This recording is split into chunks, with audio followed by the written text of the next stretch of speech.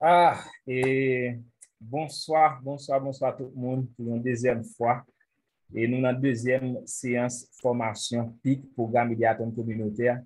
Et bon, nous allons vraiment un bel panel. Déjà que nous habitués faire ça et notre début et panel, nous avons une explication sur qui ça plan EPIC, programme médiateur communautaire, c'est tout un programme qui là qui est propulsé par Bange et qui est supporté par IRI ENED en partenariat avec plusieurs partenaires locaux, société civile, autorités locales.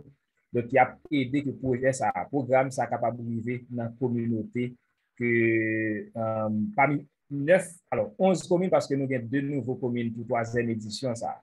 Un programme, c'est là, fait pour accompagner et aider les jeunes qui ont l'idée projet et accompagner, aider à transformer peut-être en des agents communautaires, des gens qui vraiment réfléchissent, non seulement réfléchissent sur le problème dans la communauté, mais pour des éléments de solution, font différence dans la communauté. Et justement, dans la troisième édition, ça, nous avons deux nouveaux communes parce que deux premières éditions, PIC 1, PIC 2, nous avons neuf communes. Eh bien, année ça, dans la troisième édition, nous avons Wanamet avec OCAP, qui c'est deux nouveaux communes. Et l'autre commune que nous avons après Wanamet avec OCAP, c'est Balimbe, Limbe, Milo, Pêche, Pillon, Pilat, Pomago, Sainte-Suzanne, Vallière. Et année ça, nous avons puis troisième édition, nous avons deux axes. Premier axe, là, il concerne de nouveaux communes que nous avons Wanamet avec OCAP. C'est toujours le même processus pour PIC 1. Côté que participants Wanamet avec OCAP, non seulement au fin inscrit, mais qu'on y a aussi un groupe Telegram qui nous connecte ensemble avec eux. Donc, le deuxième partie, qui c'est ça que nous allons suivre, qu'on y a là, qui c'est séance formation. Justement, avant, jeunes, soumettre des projets importants pour être capable de joindre quelques supports techniques et ceci, formation, ça a nous été quoi, séance formation, ça a nous été quoi pour aider pour bien design projet communautaire qui est gagné et pour zone. Et après séance formation, nous allons inviter les jeunes pour former une équipe de 2 à 5 personnes et au cap avec Wanamet. Et dans chaque commune, jeunes participants mettent ensemble pour être capables de proposer une idée de projet à partir des problèmes qu'ils ont identifiés dans la communauté. Et puis, il y a un jury qui est pour évaluer ensemble des projets, et projets qui sont sélectionnés, parce que par exemple, il y a un projet gagnant dans chaque commune, il y a un projet gagnant, et au capable de un projet gagnant. Et chaque projet, ça va recevoir $5,000 américains plus support incubation bange. Donc, là, nous disons support incubation bange, ça veut dire ne pas seulement bailler équipe projet ça et support financier ça, mais il y a bien support et technique côté que bange, équipe bange là, à travers coach nous, bien pour nous accompagner et assister et aider l'équipe projet ça à atteindre et réaliser le projet qui ont gagné, atteindre l'objectif qui ont défini pour la communauté. Et deuxième accent de concerner 9 anciennes communes qui étaient participées dans PIC 1 avec PIC 2. Et chaque commune ça et chaque équipe gagnante dans chaque édition ça PIC 1 avec PIC 2, il y a mis ensemble, par exemple, pour Milo, et équipe gagnant PIC 1 et PIC 2 dans Milo, il y a mis ensemble avec la mairie pour réfléchir ensemble et proposer un projet. Et dans le cas ça, ce n'est pas un jury qui peut évaluer le projet ça, mais c'est plutôt le monde dans la communauté.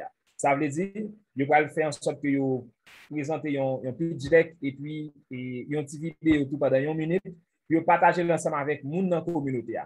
Et après ça, le monde dans la communauté après dit, est-ce que vous êtes d'accord ensemble avec un projet comme ça ou bien est-ce que vous n'êtes pas d'accord? Et si nous joignons un maximum de monde dans la communauté qui valide le projet ça, donc il va jouer un support de $2,000 américains plus incubation bange. Donc, c'était comme ça, avec deux axes dans la troisième édition pour PIC là.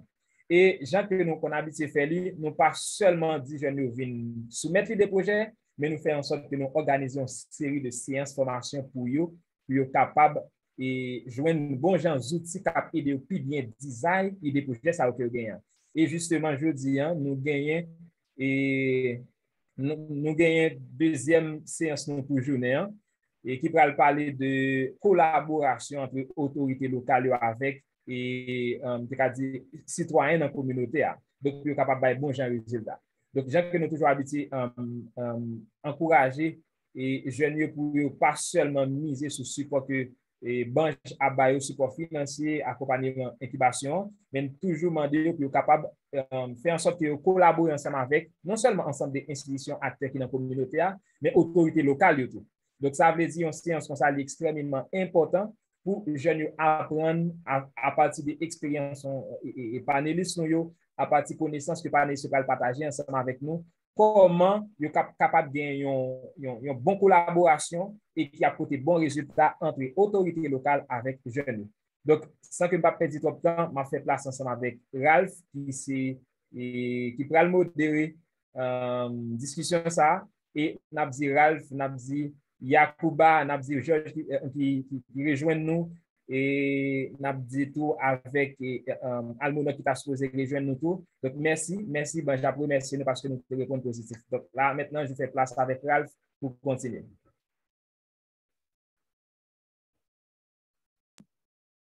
OK, merci. Merci un peu, Vladimir, et merci à tout le monde d'attendre, merci à l'équipe Bangelan, merci à Iri, merci à panélistes et à invités qui suivent live ça. C'est vraiment un plaisir pour moi. Est-ce que je contrôle directement panel là? Est-ce que tu vas en forme, Vladimir? On a Yacouba, on a Georges. Donc, on peut commencer et puis peut-être Almona va nous rejoindre au cours de route. OK, parfait. Et comme nous avons remarqué panel là, nous avons 3 pays qui sont sur panel là. Nous avons Haïti, et pour Haïti, nous avons maire cap haïtien qui est là. Nous avons tout Yacouba Moussa qui sorti dans le pays Niger. Nous avons tout Niger en Afrique, nous parlons dans le continent africain. Et dans le continent africain, nous avons 2 pays, nous avons Niger.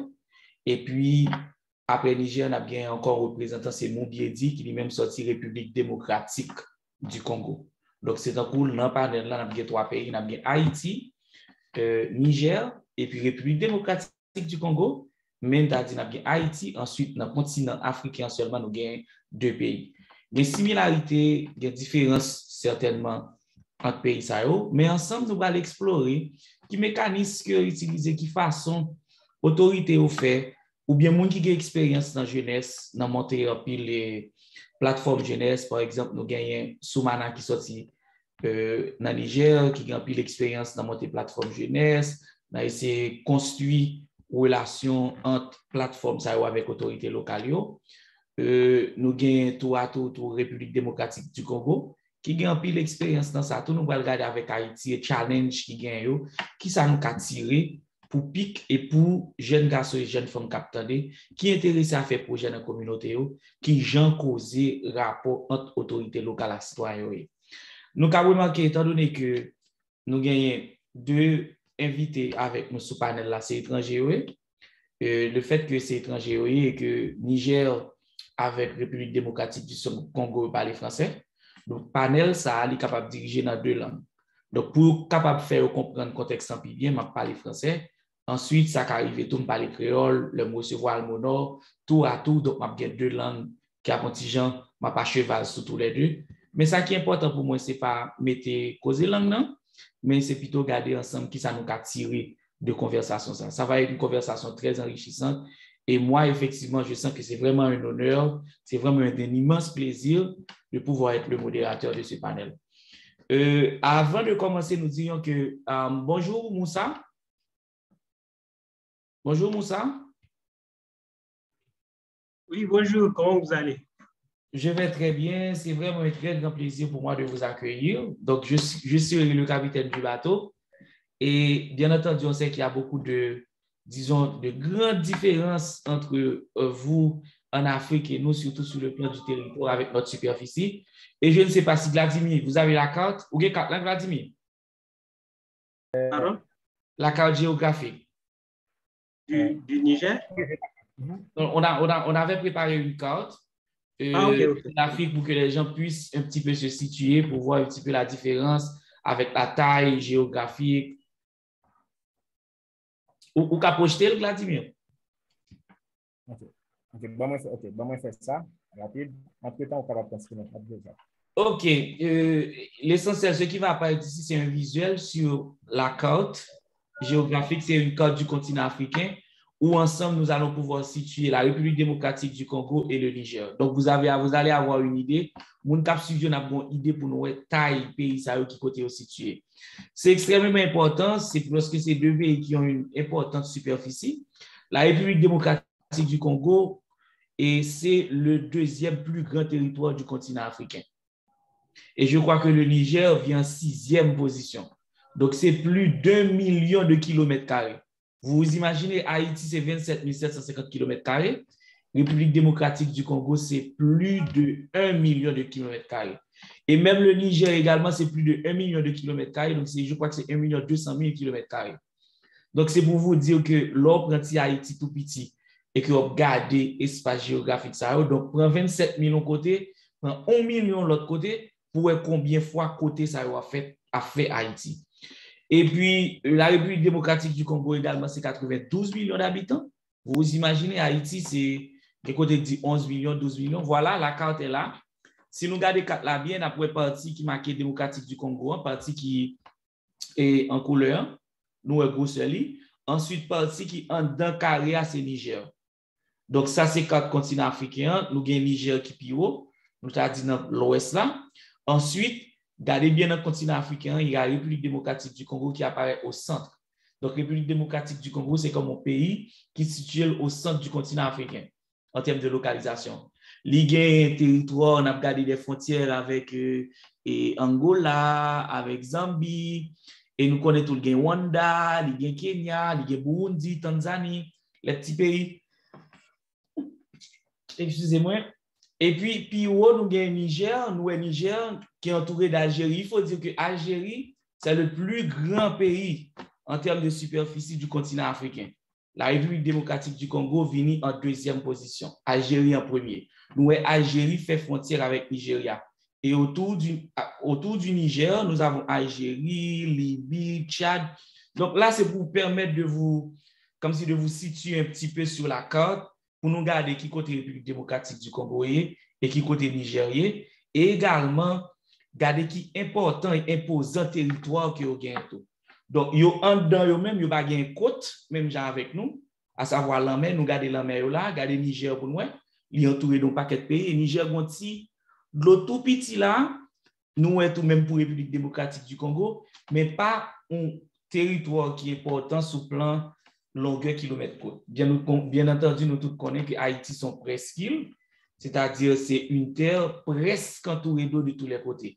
Nous partageons une frontière avec la République dominicaine. Donc aujourd'hui, nous allons creuser un petit peu le rapport qui existe dans ces pays en termes de mécanismes entre les citoyens et les autorités locales. C'est un problème important dans le monde actuellement. Au niveau de la politique, on sent qu'il y a une crise du système politique, précisément de la démocratie. Et on est en train de parler de open démocratie, à savoir une démocratie ouverte. Pourquoi? C'est parce que les citoyens sont de plus en plus insatisfaits des politiciens, ou du moins des performances des politiciens dans certains territoires, globalement. Donc, nous pensons que c'est important. Nous voyons un peu partout, dans les statistiques, les gens ne veulent plus voter, les gens ne font plus confiance aux autorités. Donc, il y a une crise de confiance entre les autorités locales et les citoyens dans les initiatives communautaires. Nous allons regarder, nous allons débuter avec Yacouba Moussa. Yacouba Moussa, vous avez le micro, vous allez nous donner un petit peu le contexte du Niger actuellement, le contexte de participation, le contexte un petit peu comment vous organisez votre territoire en termes d'autorité locale. Nous allons voir ça avec vous et regarder dans ces territoires respectivement comment l'État conçoit les espaces de partage d'informations et de travail entre les structures associatives et les autorités locales. Vous avez la parole. C'est un plaisir de vous recevoir. Merci beaucoup. Le plaisir est partagé. Comme il l'a dit, je suis Yacouba Moussa Soumana, je suis du Niger. Je suis vice-président du Conseil national de la jeunesse du Niger. Et le Conseil national de la jeunesse est un instrument qui existe un peu partout dans les pays africains parce que le Conseil national des jeunesses sont créés conformément à la session ordinaire des chefs d'État en 2015 à Banjul.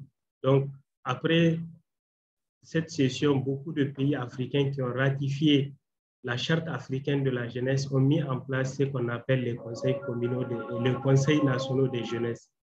Donc, au Niger, ce conseil existe et ce conseil a pour mission d'assurer la représentation des jeunes auprès des institutions nigériennes, africaines et internationales, de coordonner la concertation et la consultation des associations et des mouvements associatifs autorisés à exercer au Niger sur toutes les préoccupations d'intérêt général et surtout qui concernent les jeunes.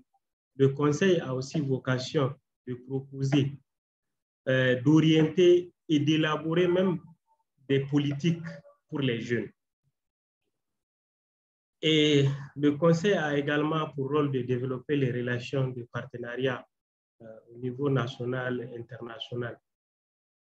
Le Conseil a également pour rôle d'encourager les bonnes pratiques des structures associatives, de renforcer les capacités des jeunes dans les domaines des formations, des sensibilisations, des cultures de la paix. Parce qu'au Niger, vous savez qu'on a vraiment besoin de la paix. Donc, le Conseil national de la jeunesse du Niger est structuré en 338 bureaux au Niger. J'espère que vous m'entendez. Hein? On vous entend très bien. OK. Donc, je disais, le Niger compte 8 régions. Et les régions sont scindées en départements puis en communes. Donc, dans toutes les 8 régions du Niger, il y a ce qu'on appelle le bureau du Conseil régional de la jeunesse. Et dans les 63 départements que compte le Niger, il y a 63 conseils départementaux des jeunes. Également, dans les 263 communes que compte le Niger, il y a des conseils communaux. Donc, vous voyez comment c'est organisé. Et ce conseil, son rôle, il sert d'interface.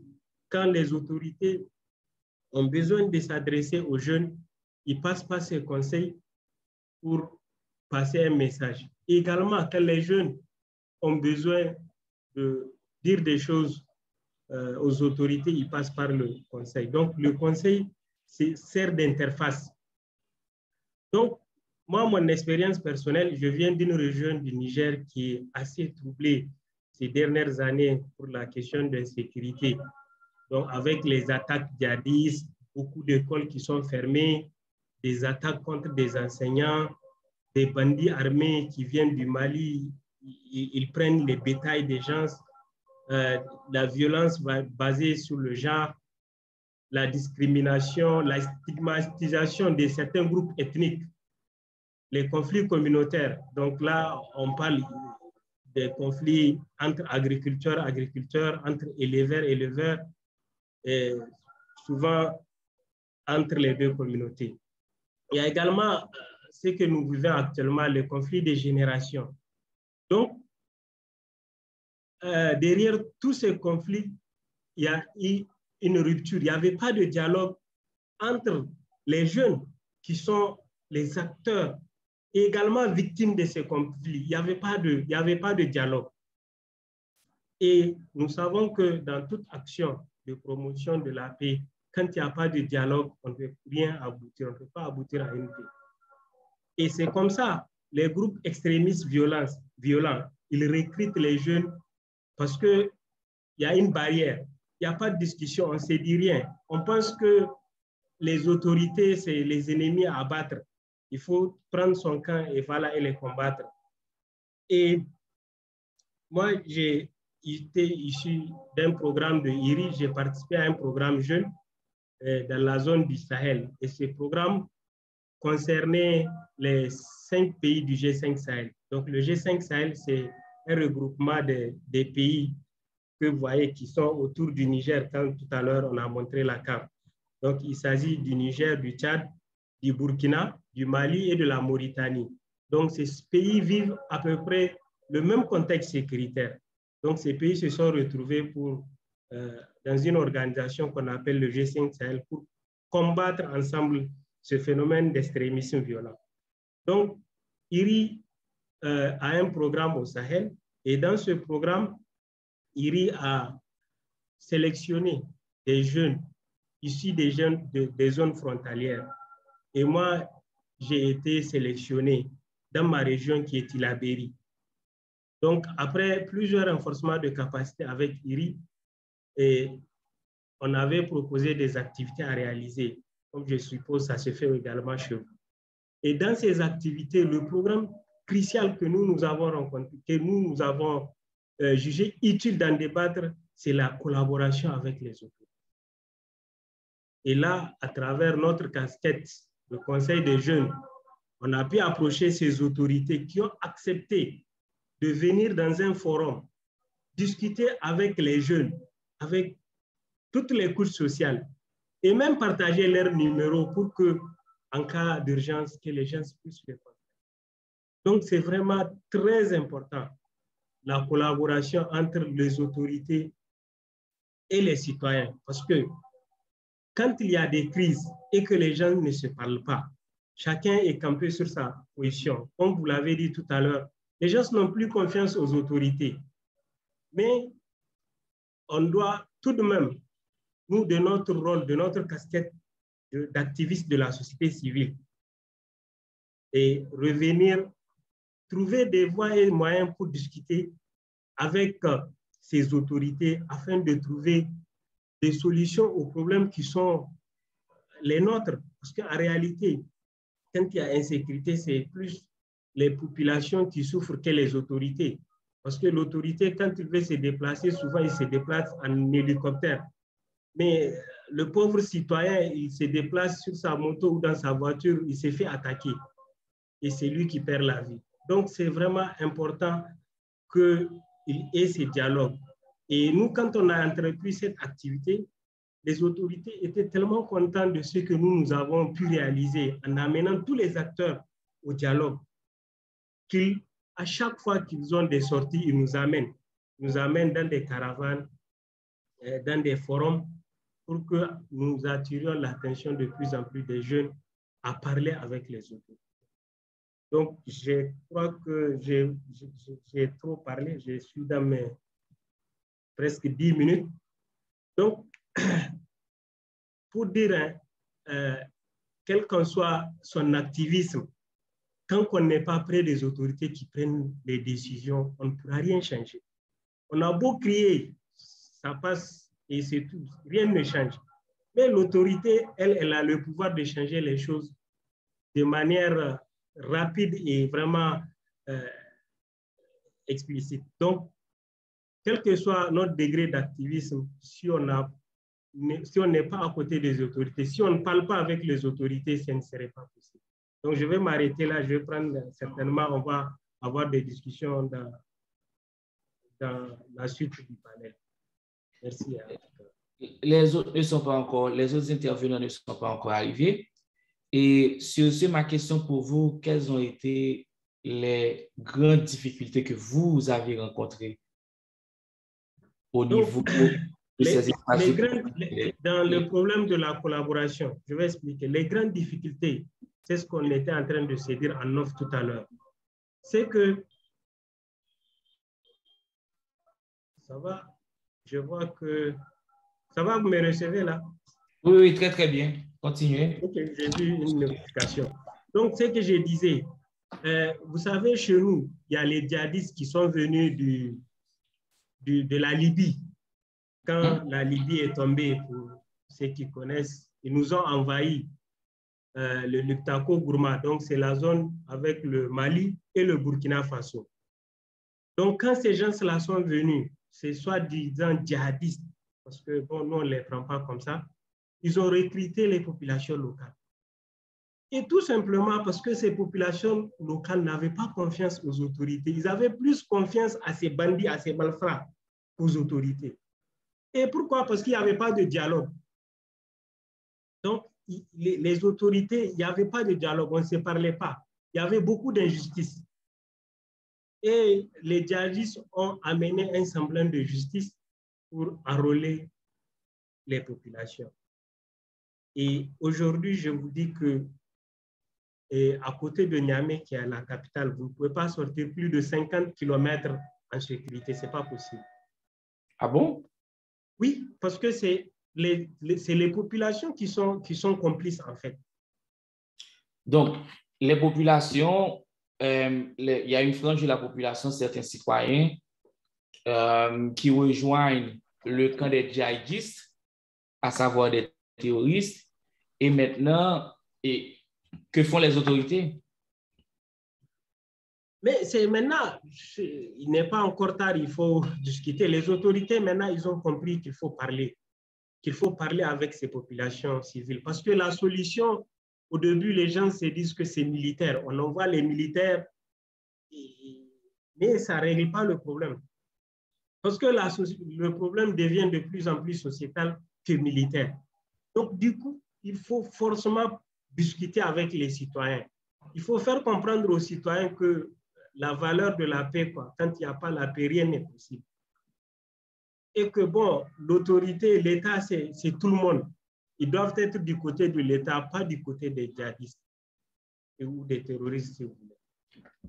Donc, ce que je comprends, c'est comme si là, il y a un espace vide où en termes de valeur, en termes de proximité, l'État ne rencontre pas la population, ça laisse quelque part des opportunités pour des gangs armés ou peut-être des groupes terroristes pour pouvoir séduire un certain nombre de citoyens.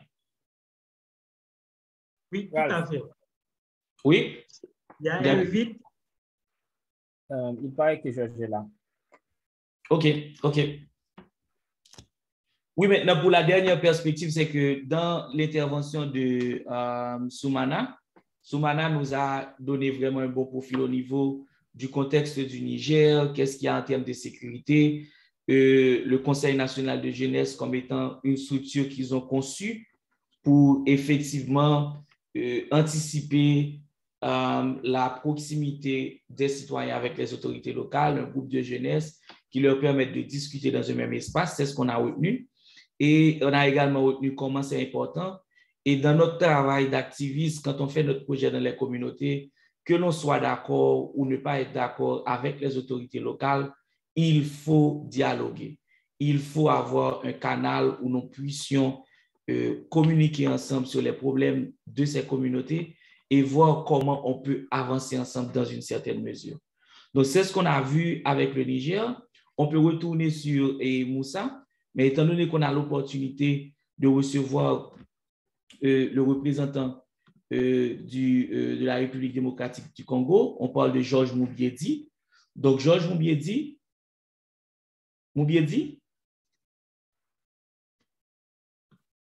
bonsoir.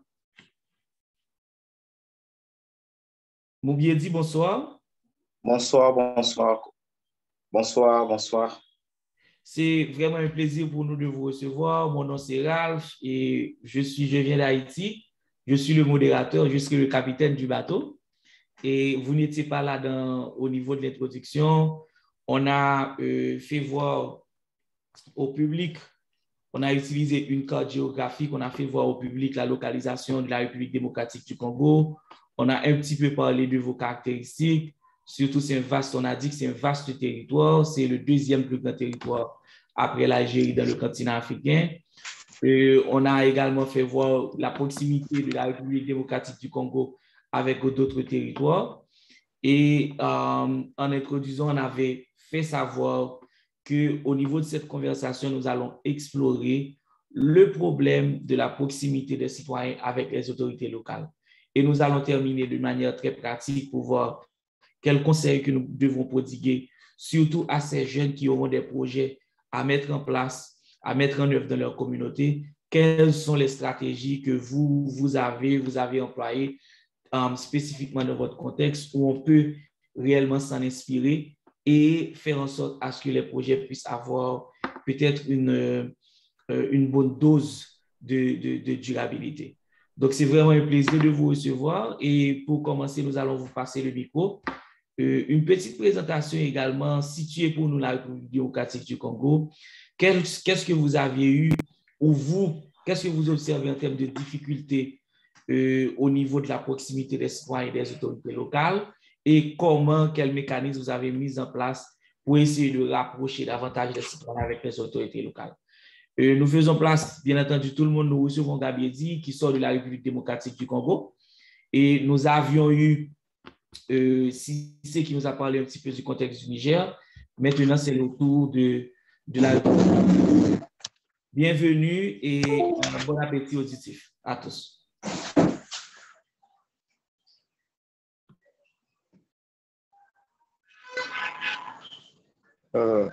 Bonsoir à tout le monde une fois de plus.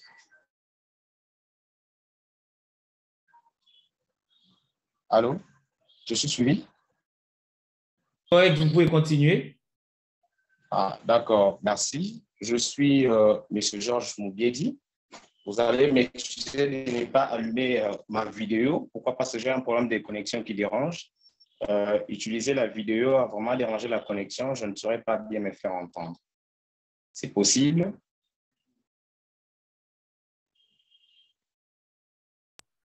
Oui, c'est possible. Oui. Allez-y, monsieur Kaviedi. Voilà. Je disais, je suis Georges Moubiedi. Georges Moubiedi est licencié en droit, département de droit de l'homme de l'Université de Kinshasa. Je suis vice-président de l'Association de jeunes pour le développement et la paix, AJDP en sigle.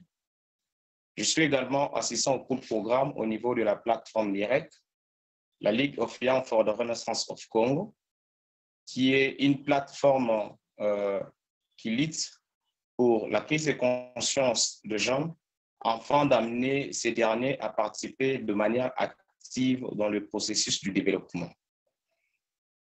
Alors, comme cela m'a été demandé de partager mon expérience, je vais commencer par parler d'abord de sources de ma motivation, parce que les carrières professionnelles n'est pas très important ici. La source de ma motivation pour les développements de la République démocratique du Congo et surtout de la jeunesse de la République démocratique du Congo, parlant de l'Afrique, c'est l'instrumentalisation et la marginalisation de la jeunesse par les politiques.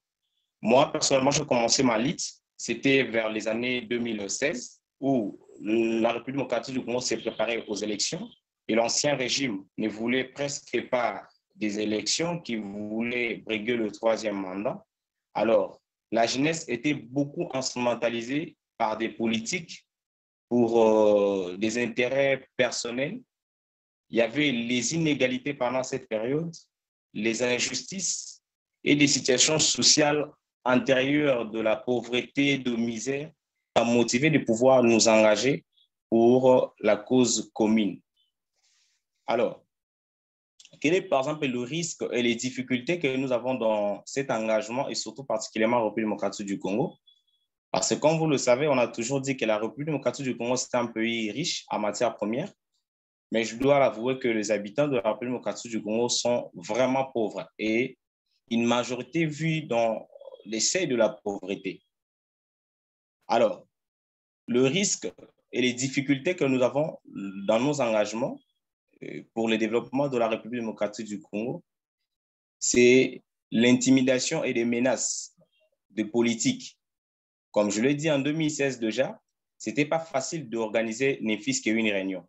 Ce n'était pas facile parce que vous organisez une réunion, il y a les agents de l'ANER qui sont là en train de vous suivre. Il y a les agents de l'ANER qui sont là en train de vous pénétrer dans des réunions, savoir qu'est-ce que vous avez dit, qu'est-ce que vous préparez et tout. Même des réunions étaient difficiles pour le faire. Il y a de menaces des fois parce que vous ne pouvez pas dénoncer et puis on vous laisse comme ça. Donc, on vous oblige d'accepter la situation malgré macabre telle qu'elle est. Vous devez l'accepter comme ça. Et ça, c'est quelque chose qui n'a pas été facile, surtout avec l'ancien régime. Il y a, par exemple, l'empoisonnement. Moi-même, j'en ai été victime, mais je ne sais pas si ce poison-là est venu d'où. Juste dans le combat, dans la lutte que nous sommes en train de faire, il y a certaines personnes qui ne veulent pas de ce que vous faites parce que les autorités sont là. Ils ne veulent pas être dérangés et ils ne veulent pas vous voir prendre des bonnes initiatives. Il y a une politique de diviser pour mieux régner. il y a toujours de jeunes qui viennent dans la lutte, pas pour des bonnes causes, mais qui viennent pour de l'argent. Alors, les politiques cherchent à vous diviser pour faire quoi? Pour étouffer votre lutte et pas moyen de bien avancer. Il y a les arrestations comme difficulté en République démocratique du Congo, surtout avec l'ancien régime. Beaucoup des arrestations et il y a les enlèvements. Moi, malheureusement, heureusement, moi-même, personnellement, je n'en ai jamais été victime, mais j'ai les amis à moi qui ont été victimes des arrestations et des enlèvements, et certains ont même perdu leur vie. Il y a les tortures, des traitements inhumains et dégradants. Il y a les catégories défavorisées, l'exclusion sociale et les stigmatisations. Donc, on vous dérange pour ne pas mieux faire votre lutte. Mais c'est l'engagement et la détermination nous poussent à continuer ces combats parce que nous voulons voir un Congo rayonnant, nous voulons voir l'Afrique rayonnant. C'est pourquoi on s'engage jusqu'à aujourd'hui. Alors, dans les recommandations de manière générale que je peux faire, et je vais venir conclure sur la relation entre nous et IRI, qui est un partenaire qui nous a beaucoup aidé dans ce que nous sommes en train de faire et avec le plaidoyer, comment nous avons procédé jusqu'à aujourd'hui, comment on est en train d'évoluer, je veux le dire. Et parmi les recommandations, il y a la nécessité d'un engagement citoyen et puis un engagement assis sur des valeurs chrétiennes, de valeurs républicaines. Ça, c'est quelque chose que je toujours recommandé au peuple congolais et au peuple africain. Nous devons nous engager, oui, mais notre engagement doit être assis sur base des valeurs. Si l'engagement n'est pas assis sur base des valeurs, nous n'allons pas réussir. C'est pourquoi nous nous battons. Il y a une ferme croyance à ces combats, c'est-à-dire qu'il faut croire en ce que vous êtes en train de faire. C'est une chose qui arrive peut-être en République démocratique du Congo avec mes concitoyens, que beaucoup de personnes viennent dans la lutte, mais ils ne croient pas à la lutte. Ils ne croient vraiment pas à la lutte qu'ils sont en train de faire. Alors, quand on vient à la lutte, il faut avoir la ferme croyance et il faut croire à ces combats qu'un jour, ça va aboutir. Et puis, il faut faire une lutte par conviction. Parce que si on ne fait pas une lutte par conviction, lorsque tu vas lutter 2 mois, 3 mois, tu ne gagnes absolument rien. On finira par laisser et choisir le côté où on trouve facilement un gagne-pain, mais dans l'impunité. Alors, il faut disposer d'une source de revenus non tributaires de la lutte. Par là, qu'est-ce que je veux dire? Avec les organisations en République démocratique du Congo, beaucoup des organisations courent derrière les hommes politiques pour faire quoi? Pour chercher de revenus. Alors, pendant qu'ils courent derrière les hommes politiques, ce sont les hommes politiques qui prennent presque en otage la vie de la population congolaise. Ce sont les hommes politiques pour la plupart. Alors, vous allez vers les hommes politiques lorsque ces hommes politiques vous donnent des moyens. Ils vous exigent même ce que vous êtes appelés à faire. Ils vous mettent des limites dans votre combat. Voilà les limites parce que vous avez reçu mon argent. Et parce que vous faites la lutte avec des revenus tributaires de politique, vous serez obligé de laisser votre combat et combattre pour l'impunité. Il faut avoir la ferme détermination. La ferme détermination, c'est ce qui nous amène jusqu'aujourd'hui, c'est ce qui fait que nous tenons jusqu'aujourd'hui sur le combat que nous sommes en train de faire. Donc, les trucs de sacrifice. Oui, Gabedi, permettez-moi de vous interrompre, c'est comme la situation est compliquée. L'atmosphère que vous avez décrite ici, c'est comme ce que nous vivons en Haïti, dans certaines régions, dans certaines localités avec notre politique. Vous avez dit qu'il y a les politiciens sont là, les politiciens sont corrompus, et il y a un problème de valeur dans les mouvements, donc même des jeunes, ils achètent des gens, faire en sorte à ce que leur donner des emplois et pour qu'ils puissent rester et garder le pouvoir pour faire leur affaire. Et c'est un peu la situation que vous décrivez là pour nous aussi en Haïti. Maintenant, notre problème et notre sujet concerne la proximité avec les autorités. Comment rapprocher les citoyens des autorités en matière d'initiative citoyenne. Et pour le PIC, nous savons que nous allons avoir beaucoup de projets communautaires. Maintenant, ma question, quand vous avez des autorités de la sorte, la proximité, il y a une crise là au niveau de la proximité. Parce que vous êtes en danger. Quand vous vous réunissez et que vous avez de la valeur, vous n'êtes pas corrompu, vous risquez la torture, vous risquez l'arrestation, vous risquez l'enlèvement. Comment vous faites? Quelles sont les stratégies au niveau de votre cadre associatif pour essayer de mettre les gens ensemble et également de les convaincre qu'on a besoin de travailler avec les autorités, même si ces autorités ne projettent pas confiance comme on le voulait. Comment vous résolvez cette contradiction au niveau de la République démocratique du Congo? Oui, comment nous les résolvons avec nous? Avec mon organisation, par exemple, nous avons créé un programme dénommé les Journées Portes Ouvertes. Donc, ce sont des journées qui obligent des autorités à s'ouvrir au dialogue intercommunautaire. Donc, nous avons essayé d'utiliser quelques élus nationaux qui sont un peu proches de la population. Nous avons lancé ce programme des journées portes ouvertes qui oblige certains politiques à rester ouverts au dialogue intercommunautaire. Alors, dans ces dialogues intercommunautaires, ça permet aux jeunes de s'exprimer devant les politiques et poser leurs problèmes. Alors, d'autres stratégies à utiliser, que nous avons toujours utilisées dans le cadre de notre organisation, c'est avec des TEP, des tribunes d'expression populaire, à laquelle on convie certains élus nationaux obligatoirement à venir prendre part. Et il y a toujours ceux qui sont flexibles qui arrivent et on profite de ce moment pour faire quoi? Pour faire entendre notre voix. La dernière expérience que nous avons vécue avec IRI, comment nous avons travaillé pour nous approcher des élus nationaux. Nous avons commencé avec des ateliers des tables rondes, une initiative que je loue et je dis merci à IRI pour ça et pour les cadres qu'il a mis à notre disposition. Des ateliers, des tables rondes avec des leaders de jeunes. On a cherché à fédérer toutes les grandes plateformes de jeunes à se mettre ensemble en unité. Quand on se mit tous ensemble, nous avons commencé à réfléchir comment rédiger les notes de plaidoyer pour atteindre les autorités. Les stratégies à utiliser, c'est faire venir quelques élus flexibles à nos ateliers. Dernièrement, la semaine passée, on en a eu, où on a fait venir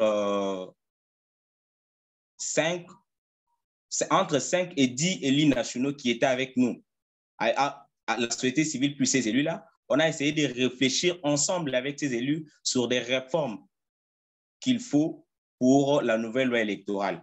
Et sur place, nous avons fait des recommandations, nous avons eu des notes de plaidoyer, nous avons partagé ça aux élus. Donc, pour moi, je trouve une manière importante de pouvoir nous approcher des élus et leur dire que nous avons besoin de discuter avec eux, nous avons besoin de parler avec eux, nous avons des problèmes et facilement faire entendre nos voix. Et c'est toujours important, comme je l'ai dit, avec des notes de plaidoyer, c'est-à-dire toujours des documents écrits où on vous dit voilà ce que nous voulons. C'est de cette manière qu'on essaie un peu de s'approcher. Avant, on ne pouvait pas s'approcher comme ça à 10, 15 députés en un seul jour. Avec la politique, il y a le signal qui court. Vladimir? A mis en place des tables rondes. Nous sommes arrivés à le faire. Oui. Vous avez la Vladimir? Ça, c'est Michel. C'est Gabi dit qu'il y a un problème avec son signal. Vous mettez mute, Vladimir. 10, 15 députés mute, Vladimir. avec une vous échangez et vous remettez à... OK. Nous remarquons que Gabriel dit qu'il y a un petit problème dans le signal. Il t'avait expliqué le contexte par là. Ça Gabriel dit expliquer nous République démocratique du Congo extrêmement compliqué tout. Il parlait de risque qui gagne, par exemple, côté gain risque enlever moun, gain risque de torturer moun, gain risque pour mourir et que l'autorité locale chargée pouvoir. Yo séduit jeunes dans mécanisme participation yo faire vinn pour yo. Gain difficulté côté moun fait moun confiance. Autorité locale yo gain l'argent dans main yo et lui expliquer que une stratégie que le fait, lui-même c'est essayer pour fédérer, donc rassembler plus que possible. Donc ce que j'ai retenu dans son intervention, Yacouba, Moussa, avec moi, ce que j'ai retenu dans son intervention, c'est comment davantage. Allô? Yacouba? Oui, je vous reçois. Allô, nous sommes là. Oui, j'étais en train de faire un résumé de l'intervention de Gabiedi sur la situation de la République démocratique du Congo. Et il nous a expliqué sa stratégie, comment d'abord il faut se rassembler, à savoir on ne peut pas être divisé nous-mêmes, ensuite penser que nous pouvons exercer une pression sur les autorités, les contraindre et les pousser à nous rapprocher. Donc, sa stratégie a été de nous faire comprendre comment ils se sont fédérés d'abord. Et à travers cette fédération, ils ont conçu cet espace et a d'abord invité à séduire les autorités et constituer une force, ce qu'on appelle une force de plaidoirie. Et chez nous, je pense qu'au niveau des projets, c'est peut-être un aspect qu'on doit prendre en compte, l'aspect de plaidoirie. L'aspect de plaidoirie permet de voir là où il y a des manquements au niveau du projet, où il y a des manquements au niveau de la durabilité de l'initiative, et faire en sorte à ce que la communauté locale, les autorités puissent porter l'initiative au plus haut niveau. Donc, c'est ça, sa stratégie a été de se fédérer d'abord et de créer cet espace pour inviter les autorités locales à discuter ensemble, à avoir un modus operandi, à proposer des recommandations en termes de loi pour les législatives. Je sais que vous avez écouté avec attention, Moussa, et peut-être vous vous êtes retrouvé dans certains aspects. Et ma question est la suivante. Quelles ont été les erreurs que vous avez identifiées dans votre démarche de pouvoir mettre en place les mécanismes de participation et faire en sorte à ce que les citoyens puissent se rapprocher des autorités? Quelle erreur que vous aviez identifiée, que vous vous êtes dit, OK, voilà, il y a un problème. Si j'avais à refaire cette expérience, cette erreur-là, je ne commettrais jamais plus cette erreur-là.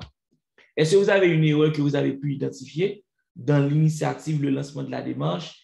Peut-être les jeunes qui auront à mettre en place le projet PIC peuvent se dire, ah, il y a cette erreur que peut-être Moussa a pu identifier, que Moussa a pu commettre, que nous inspirons de son expérience, nous allons faire en sorte que nous allons mettre des balises pour ne pas reproduire cette erreur-là.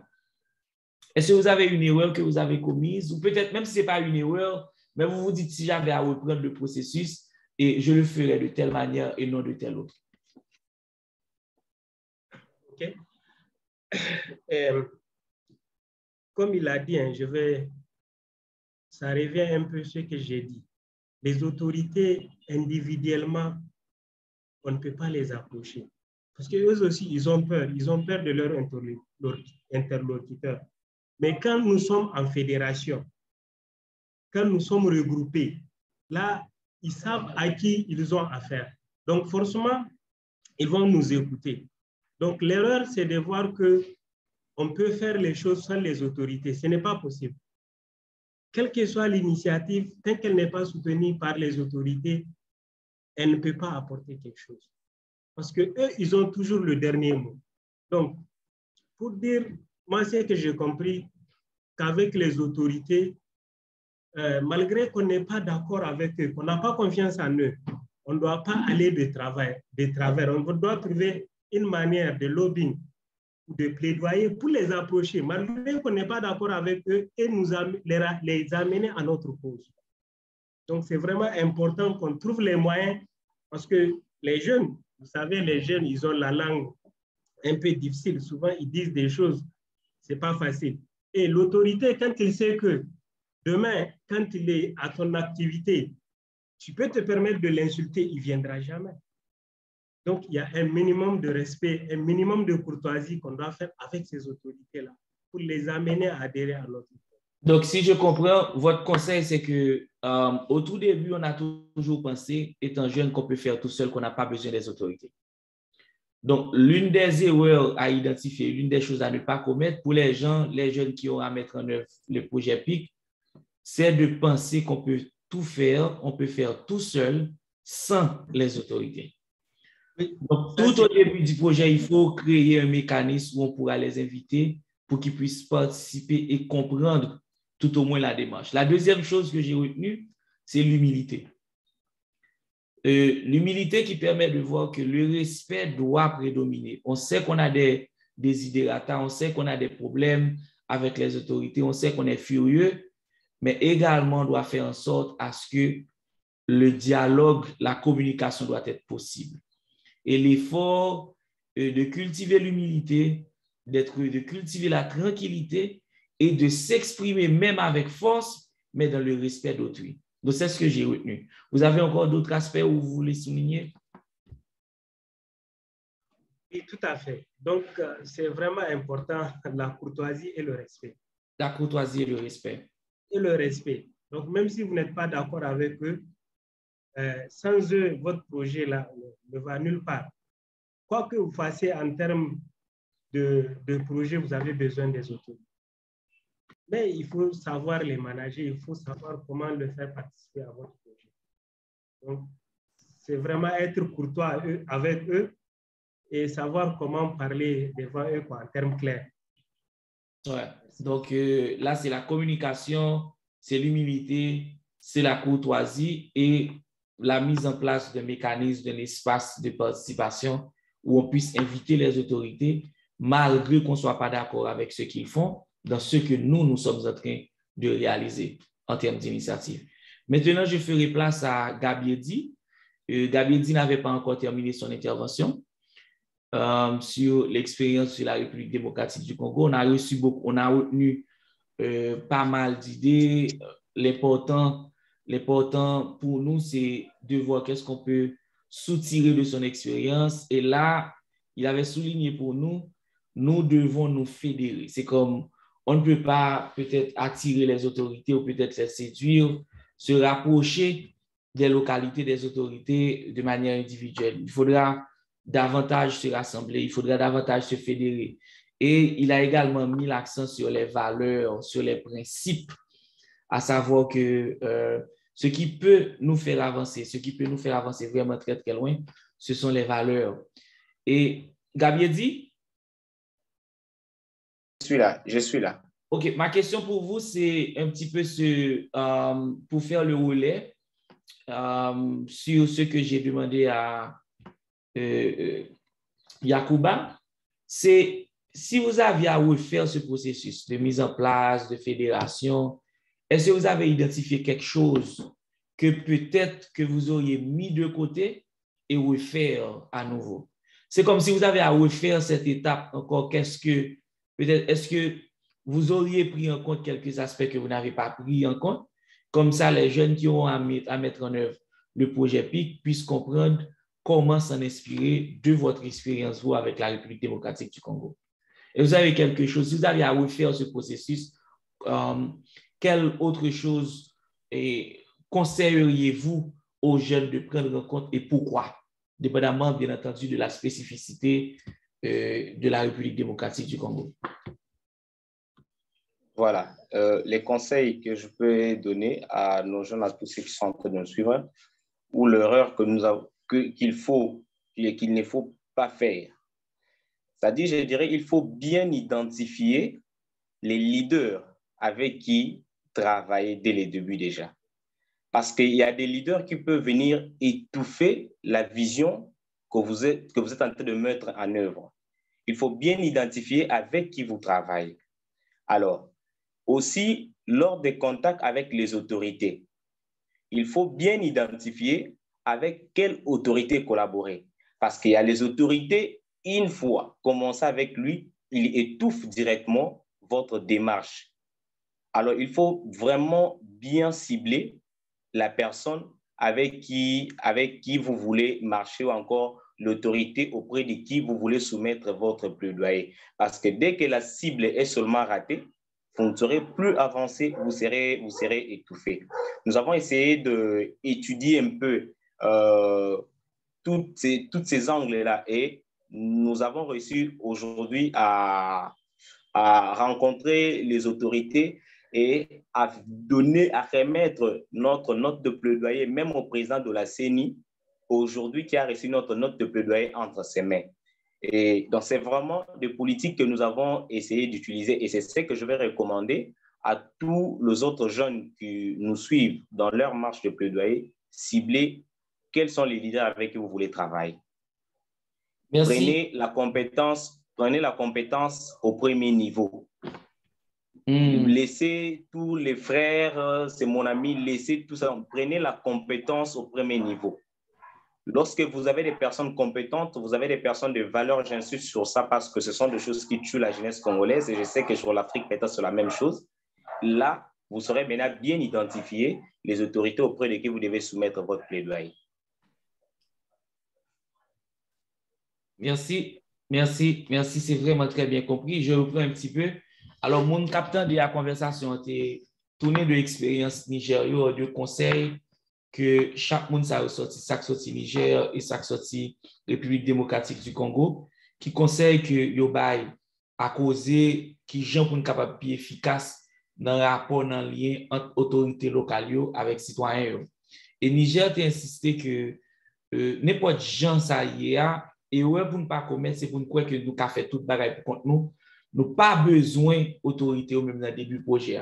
Donc il insistait sur qui gens faut nous créer mécanisme pour inviter et même informer autorité au premier niveau de qui ça n'a fait. Et il insistait tout en termes de conseils sur causer humilité extrêmement important avec courtoisie. Ça veut dire qui ça veut dire sous ou faire une initiative ou inviter l'autorité à la donne ou pas inviter la donne pour manquer le respect sur personnalité. Donc réellement, il dit ou pas partir à l'idée que tellement qu'a senti qu'on puissant qu'a fait pour qu'on pas besoin d'autorité. Autorité, il y a des ressources, il y a des moyens pour être capable de tuer le projet dès le début. Ça, c'était l'opinion de Yacouba qui sort du Niger. Maintenant, même question, ça a tout nous posé à Gabiedi qui sort de la République démocratique du Congo, qui est dans un contexte vraiment très différent. Et ça, il dit nous que un premier conseil que le bail, c'est pour nous prendre sans nous, pour nous identifier leader qui a constitué équipe initiative nous. Parce que il dit qu'il y a leader, de pour mettre l'initiative, on a tout fait vision. Il dit c'est même gens tout pour autorité. Il faut nous connaître autorité, il faut nous connaître bien. Parce que il dit si nous mal choisi, il y a une différence entre initier, ça veut dire inviter l'autorité dans son affaire, et mettre ensemble avec nous, côté à accompagner nous. Il dit que lorsqu'on a une invitation ou aller dans l'accompagnement, il faut nous faire différence parce qu'il y a une autorité ou mettre dans le projet qui peut accompagner ou qui est capable de tuer vision. Et puis il dit tout faut nous apprendre quitter causer petits amis pour petits amis, mais prendre la compétence au premier niveau. Ça veut dire mettre valeur dans ce que ça m'a fait et garder en sorte à ce que si un monde qui est capable de porter valeur ajoutée dans l'initiative là, pas mettre le dehors parce que le partisan mine. Donc c'est qui jeune caca c'est causer clan et faire en sorte à ce que le n'a choisi leader et le n'a choisi autorité qui pour venir dans le projet ou qui pour accompagner nous, faut nous prendre des monde que nous connaissons pas tuer vision projet. Parce que il y a des gens qui sont capables de faire projet avancer rapide, pour ça, il y a des gens qui ont tué le projet depuis dans le zoo.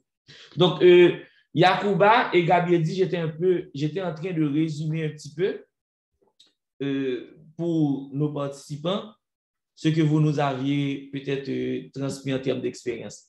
Maintenant, ce que nous voulons faire, nous allons prendre quelques questions.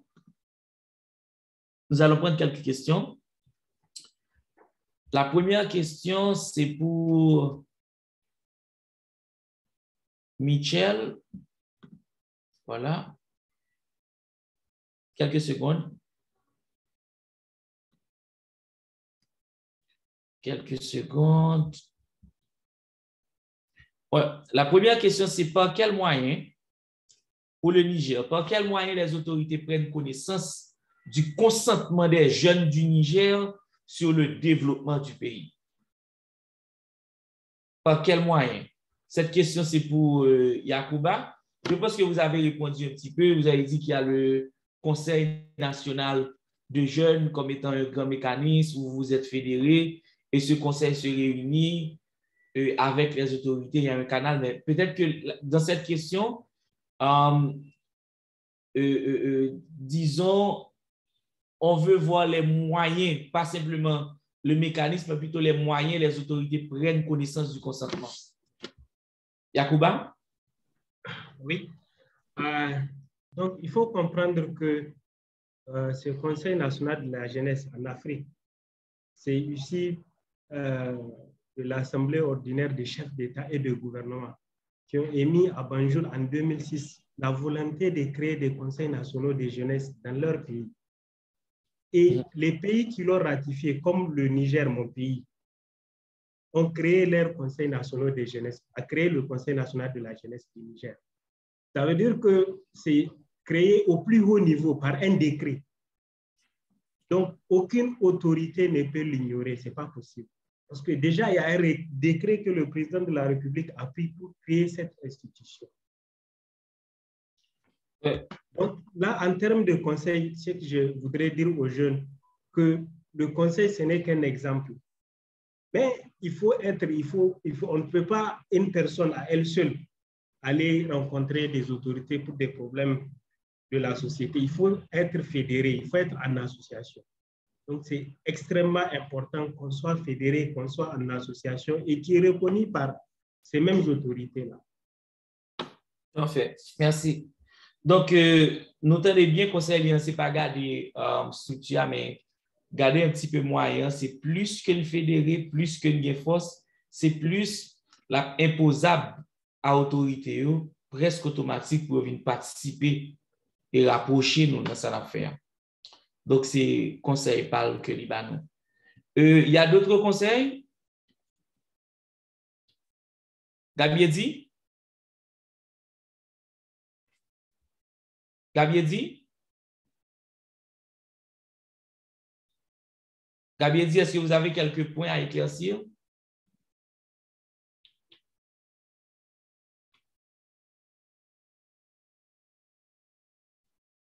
Donc, si nous tendons effectivement de l'expérience, on a comprendre que bon, ce n'est pas sans raison que Haïti, République démocratique et du Congo, le figurer parmi les pays qui sont pauvres sous terre, et pays qui ont un pile défi insécurité, défi développement, et que c'est vrai qu'il y a des différences avec nous.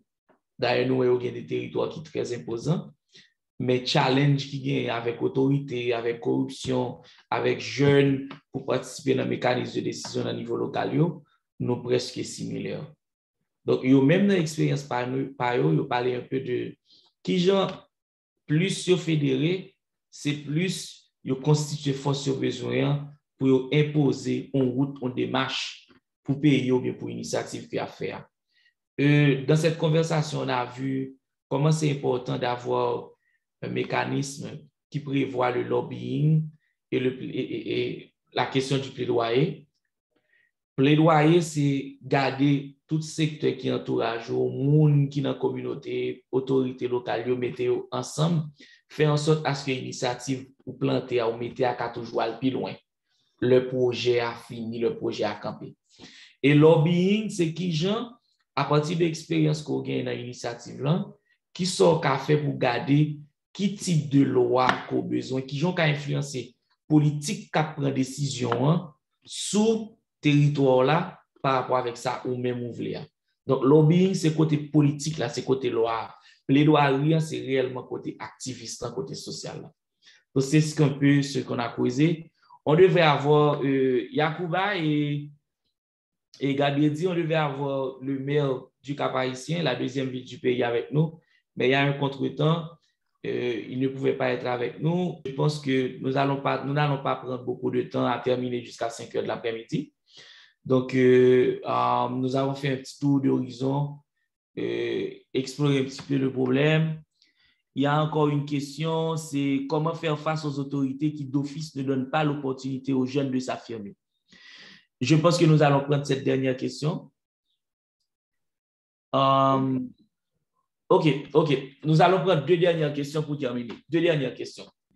La première question, c'est comment faire face aux autorités qui d'office ne donnent pas l'opportunité aux jeunes de s'affirmer ou qui considèrent les jeunes et les changements qu'ils veulent apporter plutôt comme un élément perturbant pour eux. Ça, c'est la première question. Et la seconde question, c'est est-ce que dans les deux pays, à savoir le Niger et la République démocratique du Congo, il y a aussi la bataille de la gérontocratie comme celle d'Haïti? Moussa, vous avez la parole. OK.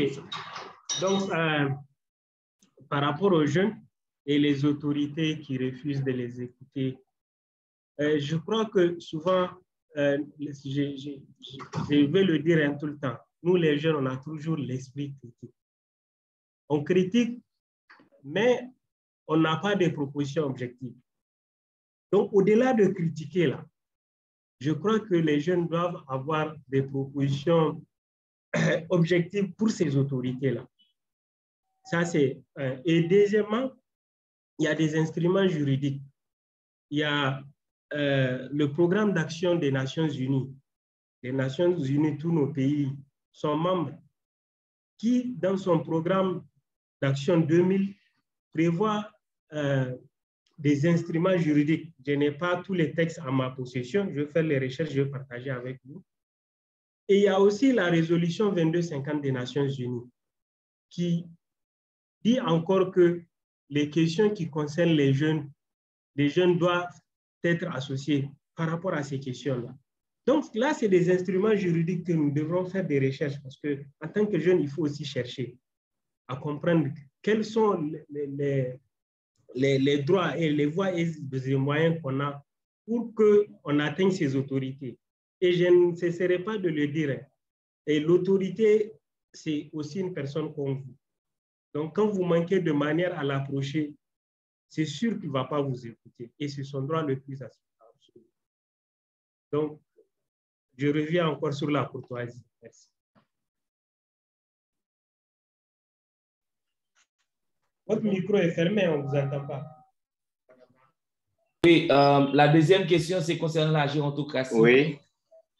Je peux ajouter un mot par rapport, oui, j'allais vous prendre, à l'intervention. J'allais vous prendre. Pour la première question, cela concerne, c'est effectivement dans ce que vous nous avez décrit. Pour le Congo, il y a cette situation de crise où les autorités n'écoutent pas. La question, c'est comment faire face aux autorités qui, d'office, ne donnent pas l'opportunité aux jeunes de s'affirmer. Voilà. Il y a mon prédécesseur qui vient de dire, nous avons les instruments juridiques internationaux comme les instruments nationaux, je pense, dans chaque pays, qui obligent les autorités, qui obligent d'abord les autorités à ce que les jeunes participent dans les instances de prise de décision et qui obligent les autorités à rester ouvertes pour le dialogue entre les jeunes. Il faut d'abord essayer d'utiliser ces instruments-là. En dehors d'utiliser ces instruments-là, c'est comme je tente de le dire auparavant, il faut l'unité de jeunes. Cherchez à vous fédérer. Lorsque vous vous fédérez, utilisez le moyen des dénonciations. Il y a les moyens de dénonciation. Vous savez, pour une cause commune, où il y a une autorité qui ne veut pas vous recevoir pour une cause commune, utilisez certains canaux, utilisez par exemple la presse. Aujourd'hui, je pense qu'aucune autorité n'a besoin que son nom soit cité comme c'est lui l'instigateur du mal d'un peuple. Mais lorsque vous prenez par exemple une campagne médiatique contre cette autorité-là parce que ses actions sont mauvaises, vous allez comprendre que lorsque vous commencez cette campagne médiatique contre sa personne, en tout cas, il vous cherchera. Alors, lorsqu'il va vous chercher, il faut être fédéré, il faut être uni, il faut être fort. Parce que si vous n'êtes pas fort, il va vous chercher, il va vous diviser. Mais si vous commencez une campagne médiatique comme ça contre lui parce qu'il ne veut pas s'ouvrir à vous pour des causes nobles, intérêts supérieurs de la nation, essayez d'utiliser les campagnes médiatiques contre lui, vous allez comprendre qu'après quelques temps, il va s'ouvrir, il finira par vous recevoir. C'est quelque chose que nous avons aussi l'habitude de faire ici au Congo et ça marche. OK. Merci. Donc, ce que je retiens, c'est l'unité. Ça veut dire, mon capitaine de assis, nous-mêmes, bon, dans le campagne, nous diviser.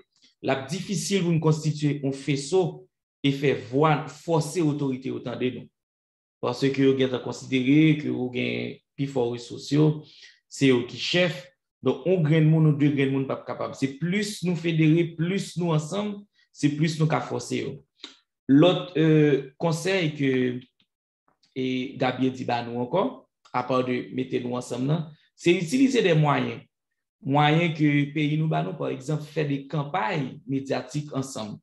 Ça veut dire plus que nous ensemble, c'est plus nous qui fait campagne, ça prend j'arrête parce que l'autorité, il y a une bagaille qui commet avec eux, c'est que par exemple, nous sale dans la presse. Et puis, conseil, tout que Yacouba te baille, Yacouba te dit que c'est vrai que nous jeunes, nous avons un peu l'esprit critique, mais le nous avons interagi avec l'autorité, si nous sommes qu'à articuler beaucoup plus de communication, non pas autour de problèmes, mais tout autour de propositions. Ça veut dire nous réunir entre nous, nous mettons nous ensemble, nous avons un problème qui est identifié, ensuite nous venons faire discussion que nous avons à l'autorité, pas tourner autour de problèmes, mais tourner autour de moyens que nous-mêmes nous proposons pour ça résoudre. Donc, ça, c'est une façon pour montrer que nous commençons devant et anticiper qui j'aime qu'à résoudre le problème. Et puis, l'autre aspect encore, il montre que c'est vrai qu'il y a plusieurs façons côté nous capables de faire parole nous passer, il y a plusieurs façons capables comme si construire des marches ça dans le respect réellement pour l'autorité ou avec courtoisie. Donc, c'est ça, j'étais en train un peu de résumer un petit peu les conseils que vous avez essayé de nous prodiguer. Et aux jeunes, il est 4h24. Je vais vous laisser. Allô, oui, Vladimir? Oui, Patrick Almonor vient d'arriver. Il est arrivé? Oui, il vient d'arriver. Il est là. Ah, OK. OK. Bon, et effectivement, on pensait qu'on n'allait pas avoir Patrick Almonor avec nous. Patrick Almonor, c'est le maire de Cap-Haïtien. Cap-Haïtien, c'est la plus grande ville du pays, la deuxième grande ville du pays.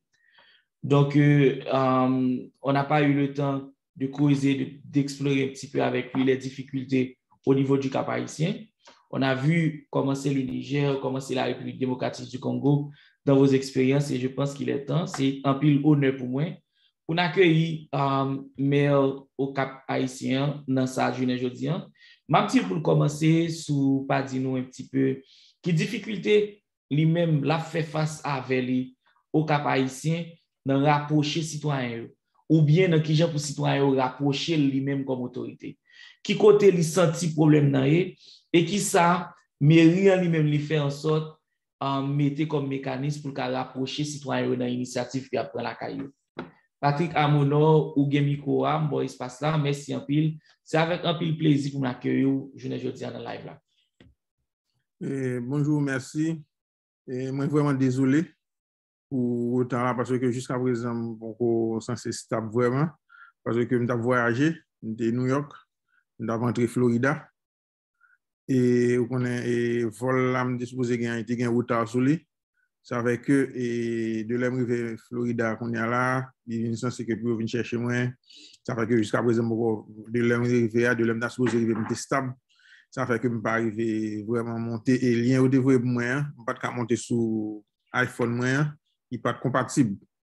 Et ça prend du temps obligé, c'est une possibilité de m'ouvrir laptop moi qu'on a mal fait et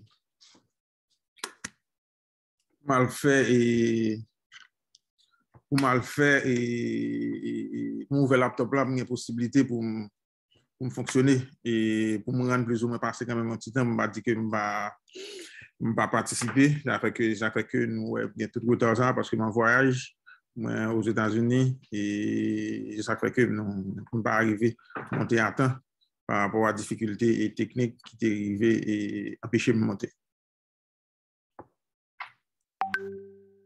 Par rapport à la question, c'est que il y en a qui gagnent que nous constatons parce que il y en a qui a fait que l'autorité avec ce citoyen, ils ont une très bonne relation ou bien nous faciliter le travail ensemble, c'est confiance. C'est confiance parce que le fait que, et ça fait longtemps, surtout dans un pays par nous, un déficit de confiance et jeunes, pas quoi, leader, surtout leader politique, ça veut faire que ils pas toujours voulu engager avec eux, pas quoi dans parole. Ouais, ça me a toujours créé une réticence, tout effort que moi faire comme dirigeant, même là, quand on veut offrir jeunes des opportunités, mais je ne pas comprendre, ils pas comprendre ça, ils pas engager, ça veut faire que c'est un gros problème qui gagne, c'est une question de confiance. Et parce que si à l'avenir que nous avons que pour que il y ait une relation et citoyen et autorité, faut que le problème confiance les résoudre parce que ça permet que les autorités au bagaille, je n'ai pas ça dit, c'est pas mensonge, c'est pas vous remonter ou samedi, ça moi-même parce que c'est important. Deuxième bagage qui pense que qui est important pour faciliter les relations autorité avec les jeunes et citoyens, c'est ça n'a qu'à relever et transparence. Vous êtes capable de descendre caméra si possible parce qu'on dit j'en parle hauteur. OK, comme ça. Mieux. Il y a un deuxième élément qui est important pour nous, c'est transparence. Et on doute pour nous connaître et le fait que la façon de genre l'État traditionnel a fonctionné, information pas circuler et jeunes toujours chercher information pas disponible. Ça veut dire que ça c'est un handicap pour moi-même parce que en termes de on a facilité en relation pour que nous toujours gain relation entre citoyens, jeunes et collectivités, c'est faut que bah fait dans la transparence. Information disponible et que ce soit information sur question budget, que ce soit information sur question ça mairie à organiser, que ce soit information sur question projet, ça mairie à développer. Il est important pour que une plateforme online ou bien sur page institution, bien sur site web et institution ça, information capable disponible. Ça permet que et plus ou moins combien l'argent que nous recevons, qui ça nous fait comme ça, ça veut dire tout ça parce que c'est qui permet que nous développer une très bonne relation avec les jeunes et tout ça. L'autre bagage tout c'est question communication. Communication, pas vraiment une communication qui fait, qui t'a supposé rapprocher et c'est pas tout regarder un niveau, un pays d'Haïti ou bien un niveau et région nord là ou bien là. Service communication ou bien unité communication, mairie, pas fonctionnel vraiment. Ça veut dire que c'est pas une meilleure communication qui fait, mais pas informer la population. Attends, ces populations qui cherchent en série de bagailles, ça veut faire que tout le monde dans le flou. Même service que mairie Andagadi a offert que jeunes n'ont même pas connaît, il va comprendre qui ça peut faire, qui étape, si besoin d'organiser monter une organisation sociale, qui ça peut le faire, si besoin d'autorisation de construction, qui ça peut faire. Bon ensemble d'informations que mairie a supposé être disponible pour permettre que ça a facilité que les relations même avancent. L'autre bagage tout c'est opportunité que mairie ou bien collectivité a mettre au profit des jeunes. Par exemple, mais il a toujours des difficultés parce que les jeunes tout pas quoi dans l'innovation, pas quoi dans j'aime bien plus une jeunesse qui a critiqué ou mec au lieu qui a résoudre problème. Ça veut dire qu'il y a plus à regarder des problèmes qui ont posé problème tout même avec tout le monde, mais il n'y a pas apporté solution. Ça, je pense que c'est un bagage qui est extrêmement important dans le cadre type de projet que, par exemple, dans le cadre PIC là, même que des concours ou bien des capables de faire pour connaître quel type de projet qui est capable de marcher avec les communes. Parce que l'initiative, ça va être très, très bon pour permettre que les jeunes eux-mêmes commencent esprit de créativité, sens de créativité, développer la caillou.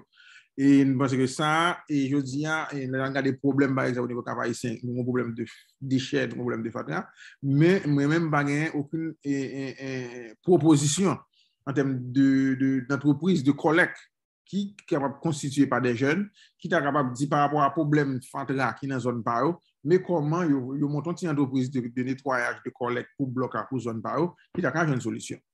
Nous, ça veut dire que tout ça, c'est des problèmes que nous pensons qui demandent des dialogues, qui demandent il y en a qui tout ce qui manque pas un espace de rencontre entre jeunes et autorités. Ça doit créer pour permettre que l'information circule, discussion faite sur le développement communal, sur le développement zone. OK. Ça qui arrive en général, je connais ça, parce que je comprends ça dit très bien, Maire Patrick Amonor. Moi-même, j'ai eu expérience, il fait 5 années de travail dans le ministère de Planification. J'étais dans la direction départementale sud-est. J'étais en charge développement économique et social département et que m'était rapproché une série d'associations de base, fait en sorte à ce que rapproché dans la dynamique de l'État, fait des formations pour eux en gestion de projet et autres. Une des choses que je trouvais, c'est que moi-même, dans le côté où il y a, comme si dans l'autorité, j'ai une perception. Il y a même d'où il y a une perception de nous-mêmes qui dans l'autorité. Les regardez, moi, par exemple, il y a tout même avec comme si il fait me porter sous d'au moins 10 à 15 années au monde qui était là avant que tu passé dans le ministère. Là. Ça veut dire tout ça gagné, comme tu as dit, passif en termes d'autorité locale, depuis me paraître avec chapeau, ça me paraît comme ça, effectivement, maculé. Mais moi-même, tout me regarder au constat, puis fois me dit, bon, le ballon, quand on y a me penser que c'est défendre, parce que me bral jouer une frappe. Mais quand on a perception, ça yo ka évoluer. Je viens de rendre compte que l'homme devient conversationnel. Ça veut dire que j'aime te faire en sorte à ce que me rapprocher plus association de base. Les gens rencontrent qui au-delà de le travail moins qui peut paraître comme étant comme si très formel, le ça m'a allé là-dedans, les activités culturelles que j'ai organisées, me arriver là, juste venir comprendre dynamique. Maintenant, une fois que moi présent, moi créer réellement espace pour montrer que travail m'a fait à côté m'a travail là me rapprocher. Moi effectivement participer dans pile activité artistique au Cap-Haïtien tout, donc moi c'est une façon moi comme si un effort commencer à faire pour arriver côté yo de manière à ce que oui, tout à fait. Là bon côté tout. Est-ce que ça poté fuit ou trouver ça poté fuit ou du moins c'est se trouver comme si son bagage pour faire plus? Bon, son bagage pour faire plus, mais il y a un problème qui est tout, je ne sais pas organiser. C'est-à-dire qu'il y a des petits groupes, petits clans, mais il n'y a pas de travail sur un bagage, sur une vision. C'est vrai que ne peut pas regrouper toute organisation de jeunes, c'est normal, de différentes tendances. Mais comment converger l'ensemble des jeunes avec les rêves qu'ils ont autour d'une vision globale pour le développement communal? Donc, défi, ça pour vous, son défi vraiment de rassemblement, ou défi de météo ensemble. Exactement. Comment espace ça faut nous créer pour que un dialogue entre vision que nous-mêmes nous gagnons et son de développement ou bien de l'autre ville que vous avez cherché. Parce que ce bagage-là, c'est pas facile. J'en dis, son héritage de me joindre de 30 ans, de gens gérer, parce que là, on ne fait pas aucune planification urbaine qui était faite. Tout le monde construit de votre côté, pas gagner zoning, pas gagner, c'est pas un plan d'aménagement, c'est pas un plan d'aménagement urbain, ou ça veut dire que tout le monde fait ça. Maintenant, vous avez un héritage pour prendre pendant 30 ans, que vous-même vous pensez que c'est dans le matin qu'on apporte des solutions. Travail là est vraiment facile pour vous si il y a beaucoup plus de regroupements qui fait en termes de secteur, en termes d'association. Tout à fait. Par exemple, je prends un exemple, on dit problématique de déchets, par exemple, des questions fatales dans la commune. L'aime gain travaille sur un plan pour lequel nous avons arrêté une sortie qui a facilité la création de business dans la question fatale. Que vous exigez en arrêté, il y a des provisions légales qui disent que tout le monde qui est ménage, qui est entreprise, doit avoir une compagnie qui a jeté fatale, qui a pris fatale pour eux. Ça veut dire son opportunité. Loi prend. Maintenant, quand on est là, comment on est capable de jouer à partir de regroupement par zone? Parce que l'aime prend ville, la commune divisée en blocs, pour cette ville-là, et l'aime prend l'autre section divisée par zone, aviation, Petite-Anse, et Fort Saint-Michel. Chaque chaque zone, ça jeunes qui ont regroupé par zone pour monter une entreprise de collecte. Ça veut dire que dans l'intervalle, même au niveau communal haïtien, il y a une possibilité pour nous monter plus d'une trentaine de micro-entreprises de collecte par zone. Automatiquement, si l'entreprise a collecté, il y a une provision légale qui dit qu'il faut payer pour il faut payer sa chèque. Une fois que vous avez fait ça, ça déjà que en termes de création d'emploi, ça sont en business déjà. Mais pourquoi jouer une réponse là? Et pourquoi comprendre ça? Est-ce que c'est ça, c'est un problème, son problème faire travailler, mais son opportunité tout. OK. Je n'ai pas vraiment comprendre ouais opportunité, non seulement ouais opportunité, mais saisir opportunité à tout. Okay. Parce que je dis à fois que les jeunes ils commencent à soutenir par en pile, non dit que c'est traditionnel, c'est mon grand péché pour que ils commencent à faire des actions. OK. C'est un petit peu ça rejoint un commentaire qui était gagné dans Nigeria. Bon, mais c'est météo parfum. Alors pour Gabiedi et pour Gabiedi et Yacouba Moussa, nous sommes avec le maire de la ville de Cap-Haïtien. C'est extrêmement important pour nous parce que c'est la seule autorité qui est sur ce panel. Donc, on est en train de tirer un petit peu son expérience, quelle a été la stratégie que lui-même a adoptée en vue de se rapprocher des initiatives des jeunes et quelles ont été les grandes difficultés. Et l'une des difficultés qu'il a lui-même souligné, c'est la question de la coordination de la fédération des jeunes. Il dit qu'il porte sur son épaule l'héritage de ce que les anciennes autorités passées avant lui dans le territoire avaient pu recueillir comme état desiderata. Et maintenant, c'est difficile pour lui d'aborder cela dans un aspect, disons, plus pratique. Il espérait avoir les jeunes beaucoup plus au niveau de leur fédération, beaucoup plus d'initiatives et en termes d'innovation plutôt que de critique ou simplement ou seulement critiquer. Donc, il dit qu'il a fait l'effort de participer dans les activités artistiques, mais le problème avec les jeunes, c'est qu'ils sont tellement épars en termes d'organisation qu'il est difficile d'avoir ou du moins de soutirer une vision largement partagée de l'ensemble des jeunes sur le territoire en matière d'initiative. Et l'un des exemples qu'il a essayé de partager avec nous, c'est concernant la gestion des déchets qui reste une très grande priorité dans son territoire. Il a dit qu'il a pris un décret, il a fait sortir un décret de loi. Ce décret, non seulement n'autorise pas, mais ce décret met de la pression sur les grandes compagnies, les compagnies privées, d'avoir une compagnie qui puisse s'assurer du ramassage des ordures produits dans ces entreprises privées. Et puis là, il a souligné que ça reste une opportunité idéale pour les micro-entreprises, pour les jeunes, de créer dans leur localité de petites structures et permettant de rapprocher les partenaires privés et de faire en sorte également de générer des emplois. Donc, il dit que de son côté, il pense que c'est une opportunité qu'il a offert à travers cette loi, à travers ce décret, pour que les jeunes puissent mieux s'organiser et offrir une alternative en termes de réponse aux problèmes de gestion des déchets. Donc, il n'y a pas seulement pour lui au niveau de sa localité de la participation, mais il dit qu'il qu'il souhaiterait que les jeunes puissent peut-être sauter l'étape de pouvoir simplement critiquer, mais aussi de commencer à agir, de commencer à se mettre ensemble avec les autorités. Ça, c'est une perspective intéressante. À mon âge, j'ai encore une autre question. Une question pour vous. Une question pour vous. On connaît la période PAM, là je parle de 2008-2009, il y avait les tables départementales, les tables communales de concertation. Et table communale de concertation, ça a beaucoup plus avec le ministère de la Planification, avec les autorités locales. Ça a été permettre que les associations de différents secteurs étaient sous même table, côté non seulement partager des actions une avec l'autre, mais tout ils étaient collaborer dans différents projets. Par exemple, mutualisation. Quand un projet agricole, le ministère de l'Agriculture a fait, ensuite, une association qui a l'impact qu'on connaît, ensuite, ils mettent les ressources ensemble, ils font le bien. Est-ce que TABSA est toujours là? Est-ce que vous pensez au courant de TABSA, bien entendu? Est-ce que TABSA est toujours là, table communale de concertation? Ou bien est-ce que vous pensez dans le niveau mérien, sous ta guerre, vous avez réactivé table concertation, ça t'a peut-être permettre que, pas de résoudre le problème, mais mettez un pas pour approcher organisations qui dans le secteur ça sont au même table.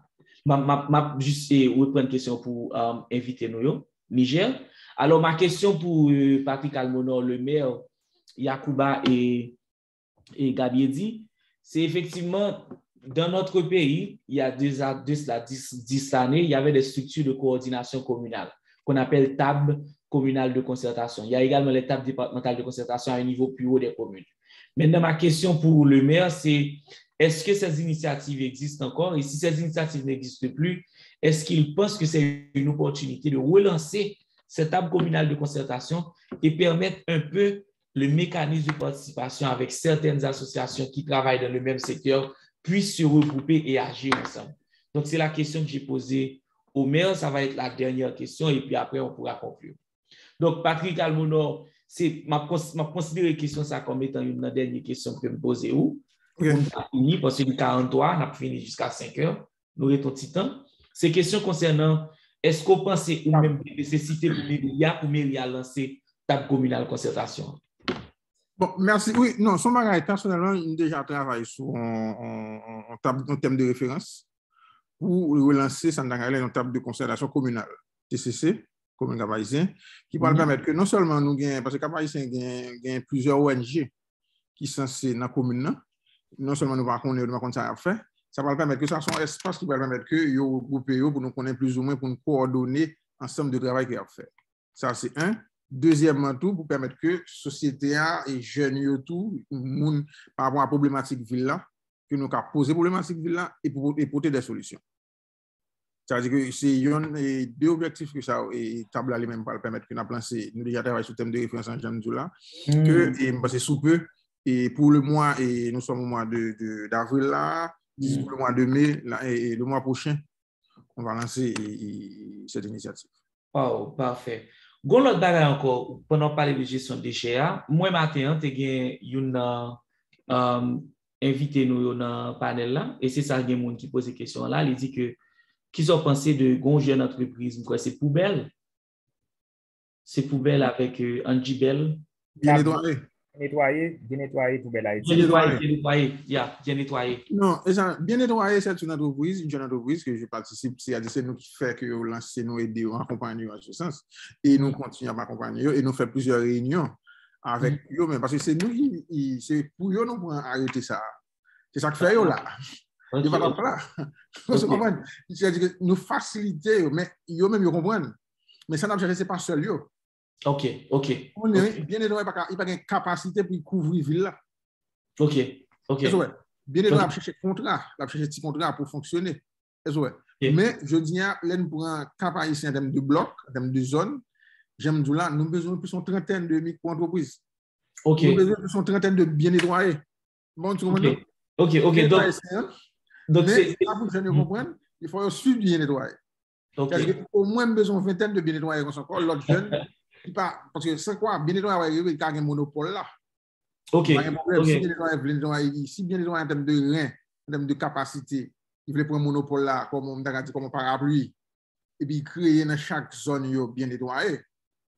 C'est un autre modèle. Avec d'autres jeunes. Mais parapluie là, tu vois. Il y a pas d'opportunité. Mais moi, c'est ça que je cherché. C'est ça que je voulais que pour comprendre, pour saisir l'opportunité, même j'ai bien nettoyé saisir l'opportunité. Mais c'est une entreprise qui est en société et qu'il a fonctionné, il a fait petit cop, mais pour un gros cop, pour un gros client, il a cherché client toujours. Il a fait promotion. Vous comprenez? Mais l'autre jeune capable de prendre même initiative là. Parfait. Alors pour Yacouba et Gabiedi, il y a un exemple. À travers ce décret, il y a eu ce décret a permis la création d'une micro-entreprise qui s'appelle Bien Nettoyé dans la zone, qui s'occupe de la gestion et du ramassage des ordures auprès des partenaires privés. Maintenant, le maire, dans son intervention, il dit qu'il souhaite avoir beaucoup plus de micro-entreprises parce que c'est une jeune entreprise et cette entreprise n'a pas la capacité peut-être de couvrir tout le territoire en matière de ressources, en matière de ramassage. Donc, c'est une opportunité qu'il faudra saisir avec la publication du décret concernant la création de plusieurs micro-entreprises. Maintenant, étant donné que, bon, à tout seigneur, tout honneur, c'est ou même qui gagne figure autorité, je vais deux autres monde dans le panel conclu et puis ou même moi gagne un dernier mot. Ok, merci beaucoup. On va fermer pour nous parce que c'est ou même qui autorité n'a pas honneur pour fermer et panel là. D'accord. Donc là, on passe à Yacouba Moussa. C'est le temps de conclure. Si vous avez un dernier mot. Yacouba. Oui, je suis là. Si vous avez un dernier mot, un dernier conseil, quelque chose, comment vous vous sentez, comment a été l'échange. Donc, c'est vraiment l'opportunité de conclure. Comme ça, on pourra peut-être voir qu'est-ce qu'on pourra faire un petit peu plus tard en termes de collaboration. Comment vous voyez la conversation aujourd'hui? C'est un honneur de participer à cette activité. Au-delà de mon pays, où je suis toujours disponible pour les jeunes, pour accompagner, pour conseiller, pour orienter. Rapidement, il y a quelqu'un qui m'a dit que j'ai oublié sa question sur la gérontocratie. Est-ce qu'il y a un problème de gérontocratie chez vous? À savoir, il y a les vieux qui bloquent les jeunes pour qu'ils puissent prendre la relève au niveau de votre politique. La question là, elle est partout. Elle est partout. C'est vraiment mondial. Partout, c'est les vieux. Et malheureusement, nous jeunes, nous sommes coupables nous-mêmes. Parce que ces vieux qui viennent au pouvoir, c'est nous qui les élisons, c'est nous qui votons. Partout dans nos pays, en tout cas en Afrique, nous sommes majoritaires. Niger, mon pays, les jeunes sont plus de 115% de la population. Alors, comment on peut accéder à un poste électif si ce n'est pas des jeunes qui ont voté pour nous? Donc, ces vieux entre griffes, ces autorités profitent de la naïveté et de l'inconscience des jeunes pour accéder au pouvoir. Et après, ils coupent toutes les ouvertures pour eux, quoi, entre griffes. Donc, pour dire qu'il est temps que cette jeunesse se réveille partout au monde. Il faut que les jeunes croient en eux, quoi, s'affirment eux-mêmes et se disent que nous-mêmes, on peut faire. Et que si on arrive à élire un de nous, peut-être qu'il se soucierait mieux de nos problèmes que ceux dont nous ne sommes pas de la même génération et qui souvent ne comprennent pas certaines choses par rapport à la jeunesse. Donc, la question, c'est de se réveiller, de se fédérer et ne pas oublier toujours d'être gentil et courtois envers ses autorités, même si par ailleurs on n'est pas d'accord avec ce qu'ils font. OK. Aujourd'hui, le maire ici qui est présent, si il pense que sur ces panels, il y aura des mots qui vont le vexer, il n'aura pas le temps pour ça. Ouais. Je le félicite. C'est vraiment ce qu'on a. On veut des autorités, leur disponibilité à écouter les jeunes et à partager. Et je pense que je n'ai pas très bien entendu ce que vous étiez, mais j'ai compris qu'il y avait une organisation des jeunes au niveau des départements de communes qui doit être réactualisée. Donc, je voudrais exhorter ces maires ici présents d'être un peu dans sa commune, dans son entité territoriale, le parrain, de voir comment fédérer ces jeunes et tirer le meilleur des jeunes. Parce que les jeunes ont beaucoup de capacités, mais que ces autorités-là souvent ignorent. Et qu'il suffit de quelques initiatives de fédération pour les utiliser et arriver à mettre tout son programme en œuvre. Donc, la question des déchets, c'est les jeunes. Quand les jeunes sont d'accord qu'il n'y ait plus de déchets, quand les jeunes sont d'accord pour transformer les déchets, ça va aller, il n'y aura aucun déchet dans la vie. Donc, c'est des opportunités. La jeunesse, en fait, c'est une opportunité. Il faut savoir la saisir, l'organiser, la fédérer pour l'utiliser. OK. Voilà, et aux jeunes de se réveiller également. Merci. OK. Merci. Alors, mon adaptant des conseils, c'est même genre, c'est réveillez-nous, fédérez-nous. Ensuite, conseil qui vient avec sagesse, humilité et comprendre que nous besoin de travailler plus avec l'autorité. Et l'autre conseil encore, c'est que pour l'autorité, tant que pour Patrick Almono, il est content que le temps des initiatives, ça va relancer encore pour mettre table là, pour mettre que jeunes viennent. il dit que message qu'on voit toujours voyer à savoir que il y a une occasion pour être capable de fédérer davantage pour participer dans ce qu'a fait dans le territoire là. Maintenant, je ferai place à Gabiedi pour le dernier mot, conseil, quand vous avez trouvé le panel et dernier conseil pour les jeunes dans le cadre de la mise en œuvre du projet PIC. Oui, je commence par dire merci aux organisateurs et merci de nous avoir associés à ces panels. C'est très intéressant. Je pense qu'il faut organiser des panels comme ça régulièrement. Ça va nous aider tous parce que non seulement je suis venu partager mon expérience, mais je suis venu aussi apprendre des autres. Ce qui s'est fait au Niger, ce que le maire a dit ici, ça pourra toujours être bénéfique pour notre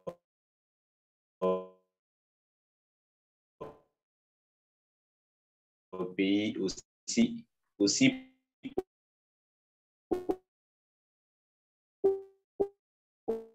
pour le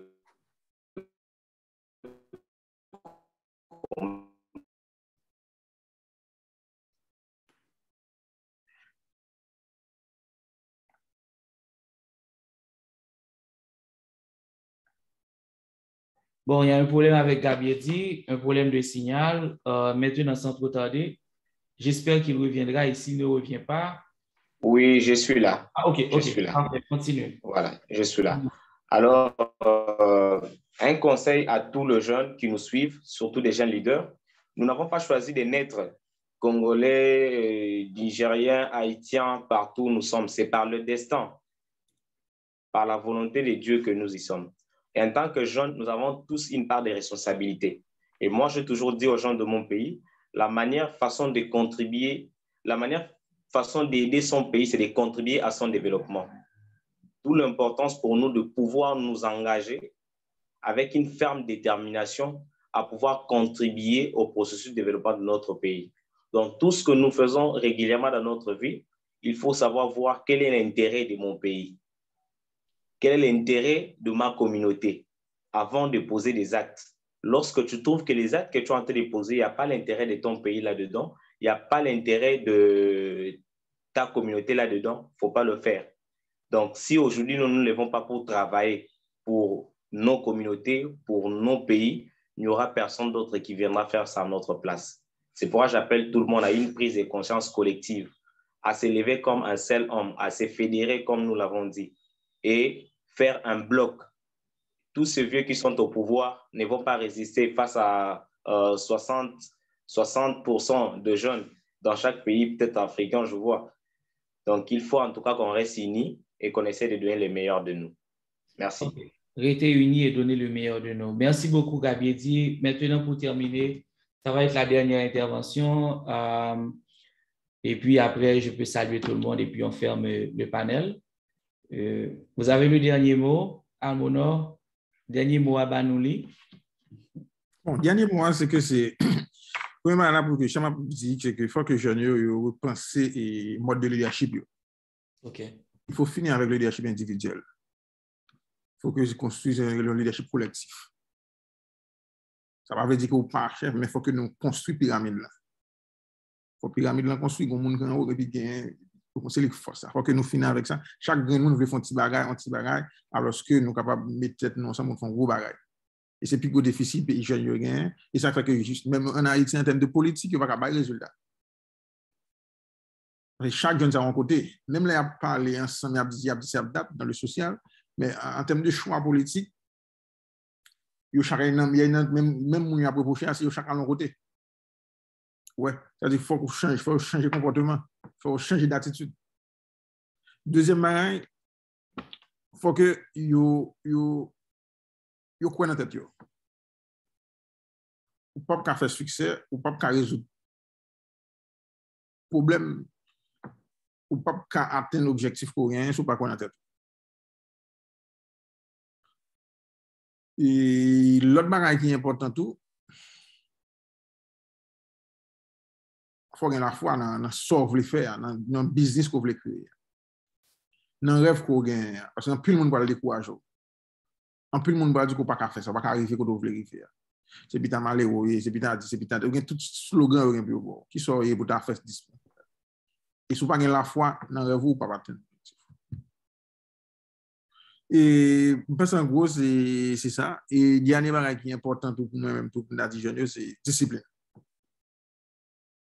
Vous ne pouvez pas faire succès sans discipline. Vous ne pouvez pas arriver à atteindre un côté où vous voulez arriver et sans discipline. Et pour moi-même, parce que merci encore pour cette opportunité, pour que nous sommes là pour nous partager. C'est plaisir, c'est vraiment un honneur. Voilà. Et comme toujours dit, moi-même, job moi, c'est pas gérer problème, mais plutôt c'est porter solution. Parce que job moi comme entrepreneur, je dis assez vrai que je chapeau pour une mairie, mais avant de une société civile, un secteur privé. Demain matin, pas dans mairie encore, je prends chapeau que je prends, ouais, ça me dit, maintenant quoi. Est-ce que tu vois, ça veut dire que maintenant, et ça pour je comprendre, c'est que job entrepreneur, c'est pour tes solutions. Et si on dit batata ou non, entrepreneur, job c'est pas plein, mais c'est une solution. Merci beaucoup. OK. Donc, sous note, ça ne m'a pas ajouté rien. Je dis merci à tout le monde qui est dans l'audience qui t'a suivi cette conversation. Ça, on peut toujours aller regarder. Nous ne pouvons jamais oublier les conseils qui baillent sous meilleure façon pour approcher et autorité et travailler ensemble pour la communauté autour. Je dis merci à Vladimir qui a joué un rôle excellent sur le plateau. Je dis merci à Bange. Je dis merci à l'auditeur. Je dis merci à nos invités. Merci à Yacouba du Niger. Merci à Gabiedi de la République démocratique du Congo. Haïti, Afrique, Haïti. Nous sommes de la même famille. Nous sommes même ancêtres quelque part. Donc, ça nous fait vraiment plaisir de vous recevoir. Nous voulons espérer continuer le travail là. Et bon après-midi à tout le monde. Merci Vladimir. Merci Bange. Merci tout le monde. Au revoir. Bye bye.